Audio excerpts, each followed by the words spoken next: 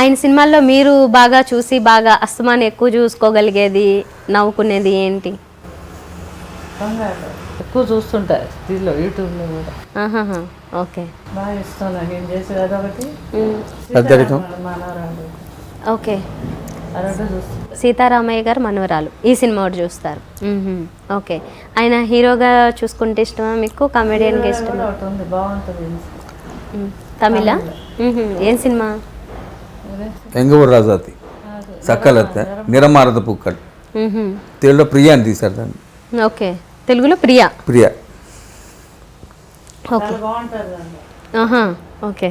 So అప్పుడు అయితే మీరు కరెక్ట్ పాయింట్కి వచ్చారు. ఇది అరేంజ్డ్ మ్యారేజ్ అన్నారు కదా, ఆయన ఫోటో చూసారా మొదటిగా, డైరెక్ట్గా చూసారా? అరేంజ్డ్ మ్యారేజ్ అండి. అదే అప్పుడు నా ఫోటో పంపాను నేను వీళ్ళకి. వీళ్ళు అడిగారు, ఈయన అడగడం ఏంటి, నాకు నన్ను ఏం చేసుకుంటారు ఈయన మ్యారేజ్ అనుకుందా. ఫస్ట్లో కాలేజ్ చదివేటప్పుడు మా మదర్ ప్రోదల్పంతో చేసుకున్నా. ఆయన ఫోటో మీకు వచ్చిందా? ఫోటో ఏముంది అప్పుడు ఆల్రెడీ సినిమాలో? పలానా సుధాకర్ అంటే ఇద్దరు సుధాకర్లు ఉన్నారు కదా, శుభలేఖ సుధాకర్, ఈ సుధాకరేనా అని అడిగా మా అమ్మని. అనేసరికి ఈయనే అన్న, ఆయన చాలా అందగాడు, నన్నేం చేసుకుంటాడు అని మా అమ్మని చేసుకోలే. అయితే కాదు, వాళ్ళు అడిగారు, వెళ్దాం, వాళ్ళు వస్తూ ఉండారు చూడ్డానికి. అంటే వచ్చిన ఫస్ట్ టైం ఈయనకి చూశారు, ఫస్ట్ పెళ్లి చూపులు చూసేసరికి తర్వాత ఆయన అడగండి ఏమైంది సార్ చెప్పండి, మీరే చెప్పాలంట. చూసి ఏమనుకున్నారు? ఫోటో చూసాను నేను, పెళ్లి చూపులు జరిగింది. ఫస్ట్ ఒకే పెళ్లి చూపులు జరిగింది, సెలెక్ట్ అయ్యాను, పెళ్లి చేసుకున్నాను అంతే. చూడగానే ఎందుకు నచ్చారు మీకు?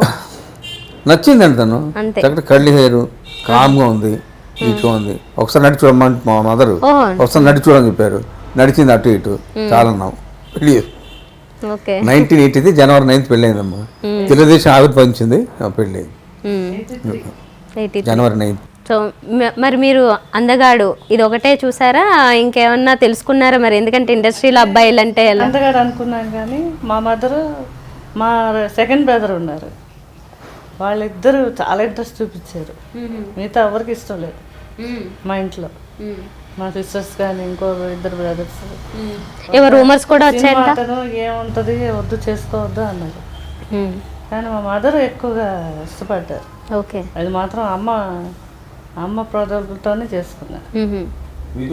మీకు డౌట్ ఉండేదా కొంచెం? నాకేం లేదండి డౌట్ అనేది లేదు, నేను చేసుకోవడమే గొప్ప అనుకున్నాను అప్పుడు.